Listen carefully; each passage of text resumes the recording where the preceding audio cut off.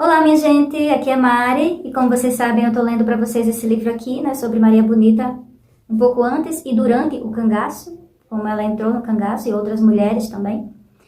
Enfim, e a Adriana Negreiros, que foi a escritora, jornalista que escreveu esse livro, né, ela pegou depoimentos, saiu recolhendo informações de pessoas que tinham documentos guardados, e esses diversos documentos, desde fita cassete, documentos escritos, jornais antigos, depoimentos de pessoas. Então, vamos dar continuidade? Agora vou entrar no capítulo 4, tá? Capítulo 4, página 62, escuta. Envolvidos por uma nuvem de poeira dourada que ajudaram a levantar, cerca de 19 cavalos encerraram o galope em frente à tenda onde Dadá via os dias morrerem. Jogada em uma rede no caldeirão de Marciolínio, no raso da Catarina. Mundão, com mais de 100 mil hectares de solo arenoso, onde a temperatura facilmente ultrapassava os 40 graus. O raso é o pedaço mais seco e inóspito do semiárido brasileiro. A paisagem, formada por pedras e arbustos, se repete ao longo das veredas daquela espécie de deserto, engendrando um labirinto fatal para desavisados que tentem passear por ali. Desde tempos antigos, existem histórias sobre sertanejos que penetraram no raso e, sem conseguir achar caminho de volta, morreram de sede sobre o chão esturricado. A água escassa só poderia ser encontrada em depressões próximas às rochas por almas sortudas ou habitantes locais. Caso dos indígenas pancarerés. Foi com eles que Dadá passou longos meses depois de deixar a casa de Dona Vitalina, atuando como guias para cangaceiros que identificaram no raso o mais perfeito esconderijo. Poucos eram os soldados com bravura suficiente para empreender uma caçada no local. Os pancarerés cuidaram da esposa de Corisco. Ela acabou se tornando mesmo, né? Isso que é mais violento e mais bizarro. Acabou virando companheira do seu estuprador. Não dá pra entender. Mas vamos lá, né? Vamos lá.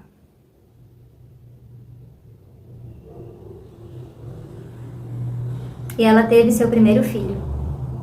Loirinho como o pai, o menino ganhou o nome de Josafá. Contava alguns dias de nascido quando foi retirado dos braços da mãe e entregue a um fazendeiro especializado na engorda de gado. No instante em que deu adeus ao bebê, Dadá sentiu, conforme definiria um dia, a maior dor do mundo.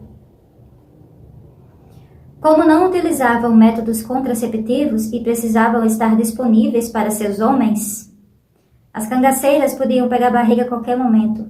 Uma vez que os filhos nascessem, deveriam passá-los adiante na primeira oportunidade.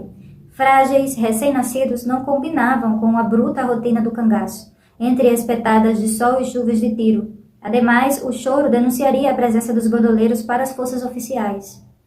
Após desapear da montaria, o comandante da tropa, Lampião, adentrou a barraca a convite de Corisco. Essa é minha menina, compadre, apresentou o Diabo Louro. O capitão caiu na gargalhada. Desmamou essa, hein? O gracejo deixou Dadá ainda mais possessa. Ela já estava enfurecida com Corisco por ele não ter permitido que ela levasse para o novo coito do raso as bonecas que costurara durante a gravidez. Quando morava com os indígenas, produzidas com tecido que deveriam ser utilizados para as confecções de roupas, haviam sido confiscadas pelo marido e distribuídas entre as filhas dos coiteiros. Pensei que tinha uma mulher e o que tenho é uma menina brincando de boneca, disse Corisco. Como se não bastasse a imensa infelicidade que cercava sua vida, ainda precisava lidar com a galhofa do capitão e, para tornar tudo mais terrível, seria obrigada nos dias seguintes a suportar a companhia de Maria de Déia. Não tolerava a rainha do cangaço desde que a vira toda cheia de si ao lado do marido. Olha aqui, aquele lance, né, da rivalidade entre as mulheres. Considerava abusada, ranzinza, orgulhosa, metida, besta e barulhenta. Detestava sua risada quebrada, suas constantes tentativas de puxar conversa e implicava com sua forma de se vestir, arrumadinha como uma boneca. Maria de Déia, de fato, estava sempre nos trinques, ornada com algumas das melhores joias que já tinham circulado pelo sertão nordestino. Em volta do pescoço exibia 7 correntes de ouro que pertenceram a Joana Vieira de Siqueira Torres, a baronesa de Água Branca, da cidade alagoana de mesmo nome, cujo casarão fora assaltado por Lampião quando ainda integrava o bando de Sr. Pereira em 1922. As mãos de unhas curtas traziam anéis em quase todos os dedos. Reluzentes brincos de ouro faziam conjunto com um broche do mesmo material fixado no tecido da vestimenta, ou a jabiraca, o lenço de seda pura, usado junto aos colares. Penteados de lado, os fios de Maria eram moldados em ondulações rende a cabeça com auxílio de fivelas. A miúde, as madeixas ficavam protegidas por chapéu em feltro, com a aba média, em torno de 7 centímetros. A despeito do tecido pouco nobre, em todo o resto o acessório era pura ostentação com moedas, botões e medalhas de ouro presos na testeira e na passadeira. Nos apetrechos de guerra também gostava de luxar. O punhal de 32 centímetros que trazia junto à roupa era confeccionado em prata, marfim e ônix. O cabo do facão, com lâminas protegidas por rústica capinha de couro, era de ouro e marfim. O binóculo com que poderia avistar os volantes à distância era de fabricação alemã e se assemelhava aos utilizados pelas madames de grandes cidades enquanto assistiam às partidas de turf.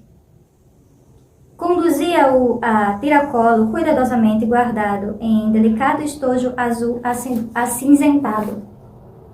Maria também recendia a aroma adocicado, se a ocasião não permitisse um banho com sabonete. Dorley salpicava generosas quantias de água de colônia na pele. Nisso assemelhava-se ao marido Lampião, que não dispensava um toque floral do Fleurs de l'Amour, da Maison Parisiense Roger e Galette, que, com os estoques de uísque, chegava-lhe pelas mãos dos amigos coronéis, que adquiriam tais hábitos burgueses em temporada de lazer na Europa. Os coronéis compravam todo mundo, tanto o cangaço como a polícia. Os políticos, uma festa só, os latifundiários daqui do Nordeste. Como se tivesse mudado muita coisa, né? Dizem que mudou. Por aqueles tempos, a fama de Lampião já ultrapassava as fronteiras nacionais. No dia 28 de novembro de 1930, o New York Times noticiaria, pela primeira vez, as façanhas do companheiro de Maria de Déia. Bandido brasileiro ataca a cidade, informaria o jornal acerca das investidas do bandoleiro no estado de Pernambuco. Um dia depois de ter seu nome publicado na imprensa dos Estados Unidos, Virgulino tomaria como refém um cidadão norte-americano, Frank Smith, missionário que pregava na cidade da Mata Grande, em Alagoas. Foi capturado pelo bando quando passeava a cavalo com a esposa e um amigo. Os 3 seriam soltos horas depois, sãos e salvos, mas sem dinheiro e com 2 montarias a menos. Apesar da reputação internacional, em 1931 seria classificado pelo mesmo The New York Times como o bandido mais notório da América do Sul. Lampião não vivia seus melhores dias. A amizade com o coronel Petro, o rico e mulherengo latifundiário que o acolhera em seus primeiros dias na Bahia, chegara ao fim. Segundo rumores, Petro passara a perna em Lampião, em alguns negócios nos quais tinham se associado. Havia fortes boatos de que o rei do cangaço entregara generosa quantia de dinheiro para que Petro lhe comprasse terras e gado. Traiçoeiramente, depois de embolsar os contos de réis do capitão, o fazendeiro teria denunciado seu paradeiro ao tenente Manuel Neto, um dos mais ferozes e obstinados perseguidores de cangaceiros da polícia pernambucana. Para azar do coronel, seu plano foi descoberto. Lampião não só conseguiu se livrar da caça de Manuel Neto, como jurou se vingar do novo inimigo. Assim, sempre que possível, saqueava e incendiava as fazendas do Traíra.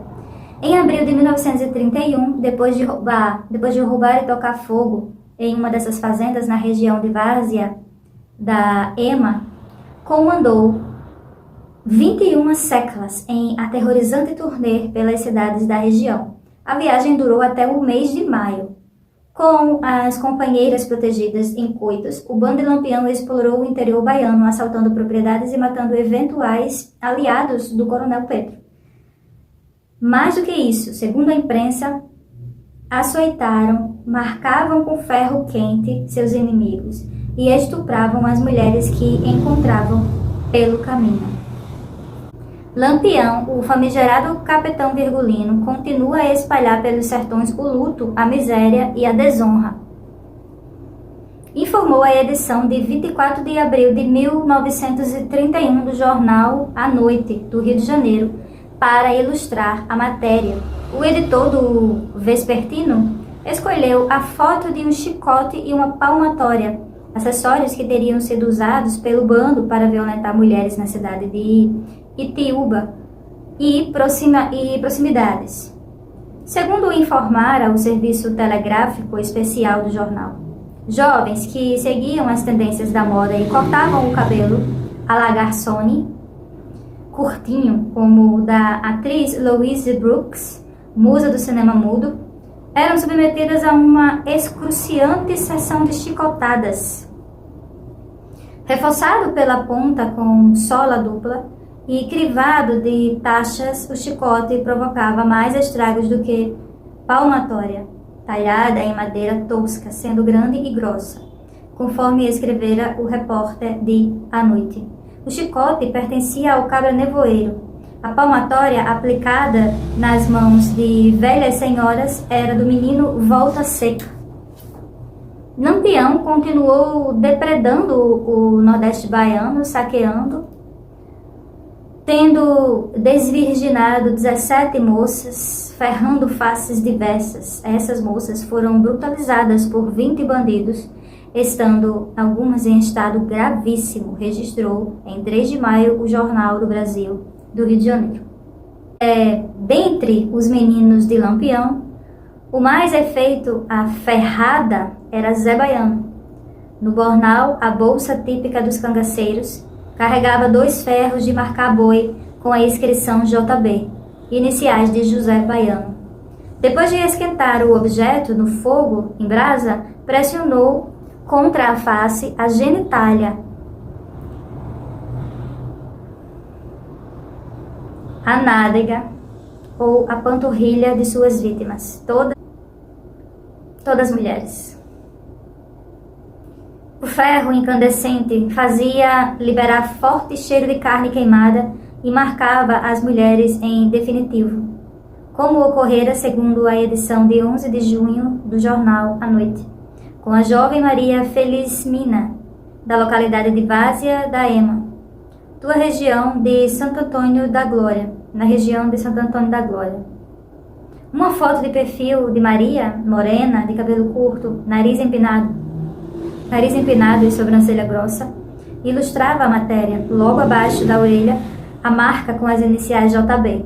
Naquela excursão macabra, Lampião causaria um enorme prejuízo a Petrolino, Por outro lado, Virgulino enfrentaria uma perda de valor incalculável, a morte de Ezequiel, seu irmão, durante o combate contra as forças do tenente Arsênio Alves de Souza, de cuja força volante participaram ex-jagunços do coronel inimigo.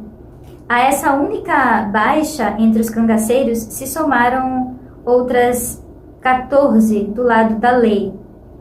Ao fim do tiroteio, além do corpo de Ezequiel, os rapazes carregaram os despojos dos soldados mortos e o arsenal deixado pelos macacos. Eles chamavam os policiais de macacos, incluindo a metralhadora que o tenente Arsênio abandonara durante a fuga, mas não sem antes tirar-lhe o carregador, de forma que se tornaria uma arma sem qualquer utilidade nas mãos dos salteadores. Depois do combate contra o tenente Arsênio, Corisco decidiu viajar sozinho e aceitou a proposta do capitão de deixar sua menina com ele e Maria Déia, sua menina. Nem sempre seria daquele jeito. Corisco não era um cabra ordinário, um simples cangaceiro. Inclusive, quando raptou Dadá, nem andava com Lampião, que àquela altura ainda não atravessara o São Francisco e tampouco tinha mulher fixa. Desertor do exército, Corisco virara bandoleiro depois de fugir da cadeia em 1926. Tinha sido condenado a 15 anos de prisão pela morte de um jovem que defendera a namorada constrangida pelo ex-soldado ao recusar-se a acompanhá-lo numa dança durante festa da cidade de Lagoa do Monteiro, na Paraíba, onde Corisco trabalhava como faz-tudo na fazenda de um coronel. Depois de discutir com o jovem e levar um forte tapa no rosto, o diabo louro foi até a casa do patrão, pegou o rifle, voltou ao forró e esvaziou a cartucheira no corpo do rapaz. Um cabra macho como ele não poderia deixar uma agressão como aquela impune. Se não revidasse, estaria desmoralizado para sempre diante dos moradores da cidade. Meses depois de ser aceito por Lampião, Corisco decidiu largar o grupo e tentar a vida na Bahia. Viveu escapando das persigas e se envolveu com toda sorte de confusão. Por conta própria e com a ajuda dos amigos coronéis, até novembro de 1928, quando reencontrou o mentor. Retornou ao bando com seu primo Hortêncio Gomes da Silva, o Arvoredo, notório de força acima da média. Dias depois, fortaleceria o time com outros 3 parentes, Beija-Flor, Jurema e Ferrugem, embora fossem reverente ao capitão. Corisco tinha seu próprio subgrupo, como viria a acontecer com outros cabas do espírito de liderança. Dividir os rapazes em diferentes equipes e promover os funcionários mais leais à chefia, além da medida administrativa, ao espírito das grandes firmas, era uma estratégia do rei do cangaço para despistar e desmobilizar a polícia. Ao receber informações sobre a presença de bandoleiros em diferentes localidades, as volantes ficavam baratinadas com o poder de mobilização comprometido. No subgrupo de Corisco, Dadá era a rainha, apesar do senho fechado e da mínima disposição para representar um império. O posto não a impedia de receber de vez em quando insulto de cabras menos poderosos do que seu consorte. De certa feita, escutou de pancada. No meio de tanta moça bonita que viu, Corisco acha de casar com uma negona dessa.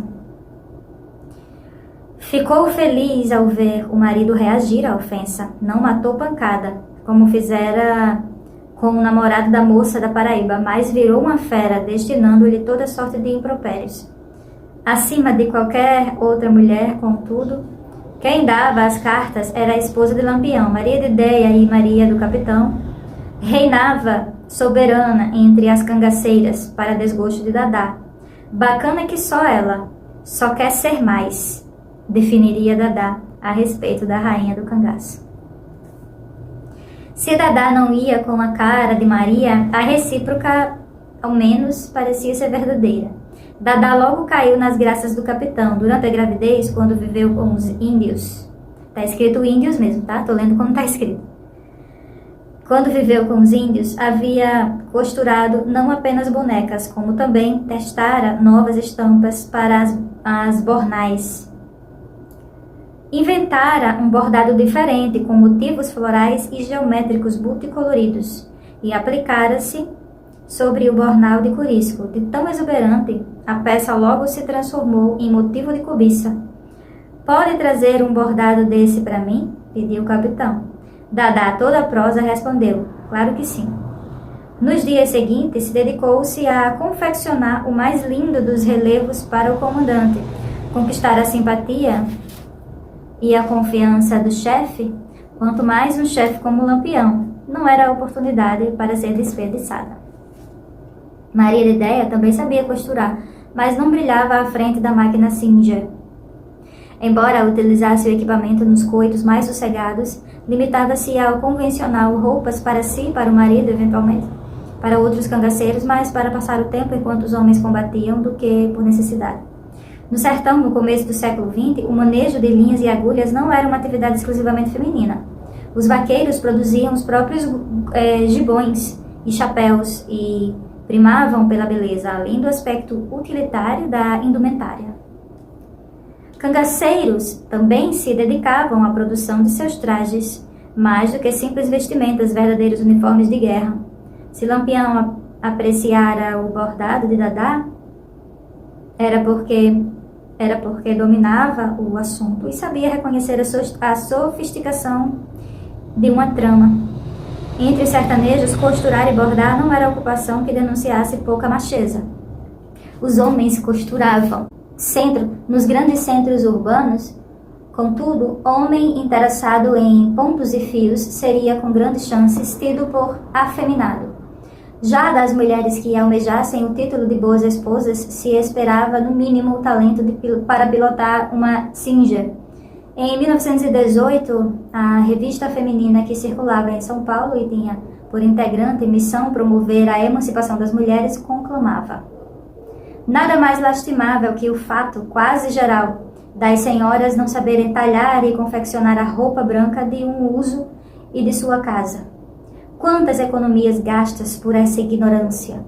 Quantas horas de ócio esterilizador poderiam ser empregadas agradavelmente, até moralmente, se a mulher quisesse se consagrar algumas horas do dia e confeccionar a roupa necessária ao seu lar?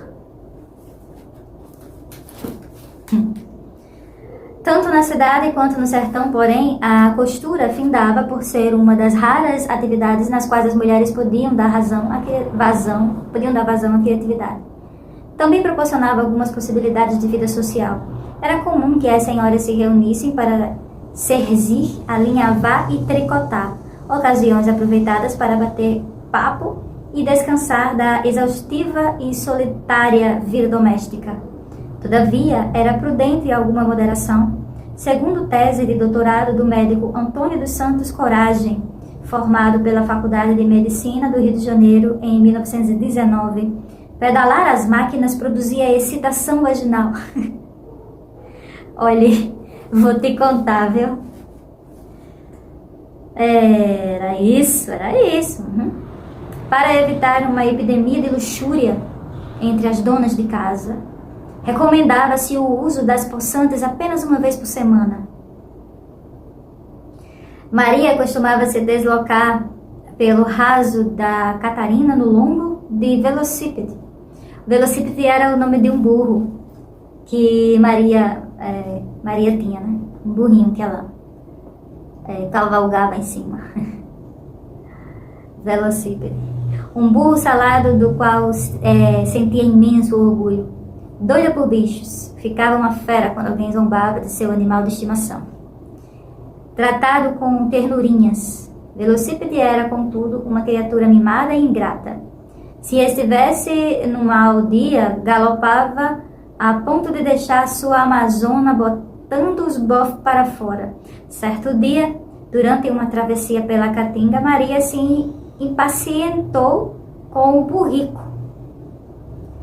Ao ver que Dadá seguia tranquilamente no lombo de um cavalo, muito raquítico, mas seguro, em seu passo lento, determinou que trocassem as montarias. Vá no velocípede que eu vou no cavalo. A contragosto, Dadá seguiu no lombo do burro nervoso até a próxima parada. Naquela mesma noite, daria o troco, selando de vez a amizade com o marido da rival. O sol já havia se recolhido quando, devidamente instalada na barraca, a esposa de Corisco recebeu a visita de Lampião. Nas mãos de veias saltadas, o homem trazia uma melancia grande com listas grossas. Toma lá e vamos ser compadres. Agora a senhora vai me dar também um presente que é para a gente selar o compromisso. Dadá respondeu que não tinha nada para dar em troca e os dois ficaram ali numa risadaria dos pecados. Sob o céu estelado do raso, na sequência ao som de crepitar da lenha, deram o primeiro salto na fogueira. Era a noite de São João. Foram imitados por outros cangaceiros que saltavam e se compadreavam. A partir de tal instante, Dadá começaria finalmente a se sentir à vontade no cangaço. Maria, embora tivesse entrado naquela vida por querer, também precisou se acostumar a alguns incômodos. Assim como ocorrera com Zé de Neném, sua vida íntima com Virgulino não era uma constante lua de mel. Nos coitos, o sexo era raro. O código de conduta sexual elaborado a partir de crendices e superstições desestimulava relações às sextas e em vésperas de mudanças. O melhor seria esperar 3 dias depois do sexo para pegar a estrada. Tirando essas situações, os casais se dedicavam à volúpia, apenas quando sabiam estar plenamente a salvos de um ataque repentino dos macacos. Só assim os cabas se sentiam seguros o bastante para abrir mão da proteção divina. Antes da relação sexual, em respeito ao Pai Eterno, tiravam do pescoço os colares com saquinhos nos quais traziam orações para os mais diferentes santos. Lampião carregava 8 delas, além de um crucifixo em ouro maciço, assim como os colares de Maria. A peça também pertencera à baronesa da Água Branca. Outro item raro nos ranchos era a privacidade. Como as toldas ficavam próximas umas das outras, podia ouvir facilmente os sons do casal vizinho. Às vezes acontecia de alguém acordar no meio da madrugada tomando por rugido de onça, o que era gemido de acasalamento. Os cangaceiros solteiros, talvez para não se sentirem provocados por algo de que não poderiam dispor, no momento, dormiam em barracas mais distantes, com as cabeças acomodadas sobre os bornais. Apesar de a água ser escassa no sertão, sobretudo no raso da Catarina, uma pequena quantidade costumava ser reservada para a higiene íntima das mulheres, de maneira que estivessem constantemente asseadas para seus homens. Estes, por sua vez, não se prestavam ao mesmo cuidado. Nossa, sério? Nossa. Submetiam suas mulheres ao risco de contrair toda sorte de doenças venéreas adquiridas em saídas para o combate. Depois de uma troca de tiros ou uma matança, como ocorrera na cidade sergipana de Capela no final de 1929, os cangaceiros costumavam visitar a zona de meretrício da região, que eram as casas de prostituição, né? Quando regressavam a seus esconderijos, os salteadores se submetiam a desconfortáveis tratamentos para as doenças, o que não diminuía o orgulho que sentiam diante da situação. O orgulho de ficar doente, ó. O orgulho de ficar doente. Peguei uma doença venérea, sinal que estou transando, incrível. Visto que tais males eram tidos como manifestação de virilidade. Para combater a gonorreia, bebiam um preparado de ovo com sumo de 12 limões, deixado ao sereno durante toda a madrugada. A gororoba só fazia efeito se fosse ingerida antes que o sol nascesse. Os abscessos intumescidos que se formavam na virilha, linfogranuloma, popularmente conhecido como mula, eram abertos a canivete e espremidos até que a última gota de pus fosse drenada. De todos os cangaceiros, Zé Baiano era o mais habilidoso na tarefa. Se a região genital estivesse infeccionada a ponto de deixar o camarada correr doido, providenciava-se um fogaréu, sobre o qual o doente deveria ficar de cócoras. Outras condutas se impunham ao convalescente evitar banhos, não vislumbrar mato verde, dispensar comida carregada, café, carne de porco e de animais que beliscavam como um pato. E acima de tudo, jamais pisar em rastro de corno.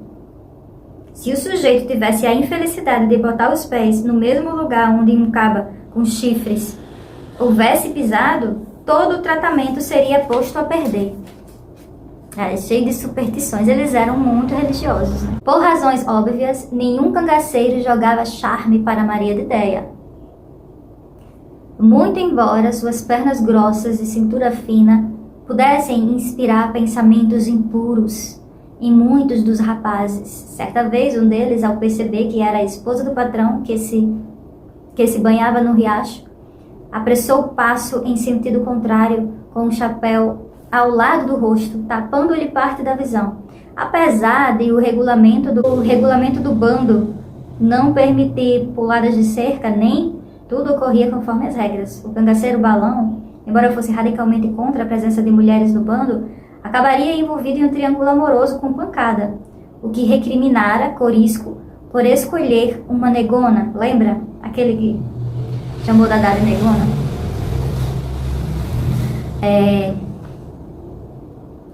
E sua companheira, Maria Jovina, ou Maria de Pancada, como se tornaria conhecida. Baixinha e de pele clara, com o rosto redondo e farto cabelo encaracolado, Maria de Pancada entrara no grupo recém-saída da infância. O marido não fazia o tipo carinhoso. Certa vez, irritado, obrigou a mulher a acompanhá-lo a pé enquanto viajava a cavalo. Para aumentar o sofrimento da moça, arrastava-a pelo cabelo quando o bicho corria a galope. A tortura durou o dia inteiro. Conforme relataria anos depois, Balão se envolveu com Maria por iniciativa da própria, inocente quanto aos intentos libidinosos da esposa. Pancada teria pedido ao amigo para acompanhá-la em uma caminhada. O destino seria um ponto da Caatinga em que ela pegaria alguns objetos pessoais. Tão logo deram os primeiros passos, a moça teria partido para cima do cangaceiro. Dizem que você é muito macho nas brigadas, mas queria ver se você é homem mesmo, provocaria. Não diga isso, Maria, que depois você se arrepende, respondera Balão. Minutos depois, como a moça não cessava de a investida e o acusava de ter medo de Pancada, fora imobilizada por Balão, que a possuíra entre mandacarus e xique-xiques. Antes de voltarem para as tendas onde estavam os demais cangaceiros, fizeram sexo uma segunda vez. Curiosamente, Balão gostava de defender o celibato cangaceiro. Segundo dizia, homem que tivesse relação sexual deixava o corpo igual a melancia. Qualquer bala poderia atravessá-lo. Não há relatos de que, em algum momento, Maria de Déia tenha sofrido violência física de Lampião. Tudo indica que, no trato cotidiano, o cangaceiro Mó tratava sua esposa de forma paciente e carinhosa, respondendo com bom humor às suas constantes críticas e crises de ciúmes. Zé Baiano, o entusiasmado ferrador de mulheres, o que ferrava as mulheres no rosto, né? Zé Baiano. E espremedor de abscessos, igualmente dispensara requintes de ternura à companheira, a bela Lídia. Chegava ao ponto de lhe dar comida na boca, oferecendo-lhe os melhores pedaços de carne e limpando delicadamente seus lábios ao fim da refeição com um singelo paninho. Na intimidade dos coitos, Lígia gostava de usar vestidos folgados, de forma que, ao se debruçar, muitas vezes acabava por proporcionar a visão de seus seios. Como ria muito, dava-se com todos e parecia não se importar com o prazer visual que pudesse vir a provocar nos companheiros. Era tida por mulher vulgar. Cabelo bom, moderninha, toda jeitosa. Mais do que isso, atraente, canto de pequena, sapeca, um perdidão. Diria a respeito da jovem o médico Estácio de Lima. O mesmo que definiria Zé Baiano como lombrosiano. Aquele que admirava Lombroso. É possível que a Pantera Negra dos Sertões tratasse bem sua mulher por saber o quanto, em segredo, era invejado por outros rapazes. Afinal, a mulher mais desejada entre os cangaceiros pertencia a ele. E pertencia mesmo. No bando, quer tratassem suas mulheres com mesuras, quer as agredissem fisicamente, os cangaceiros as consideravam suas propriedades.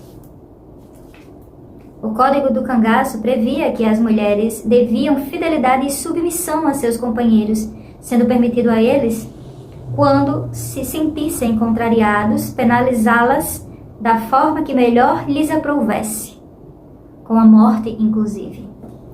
Então é isso, pessoas. Acabei aqui mais um capítulo para vocês do livro Maria Bonita, dentro do cangaço. A ida dela para o cangaço. E muitas outras histórias aqui nesse livro, tá? Pra gente acompanhar. Então continuarei lendo para vocês. E por hoje é isso. Um cheiro, até a próxima. Tchau!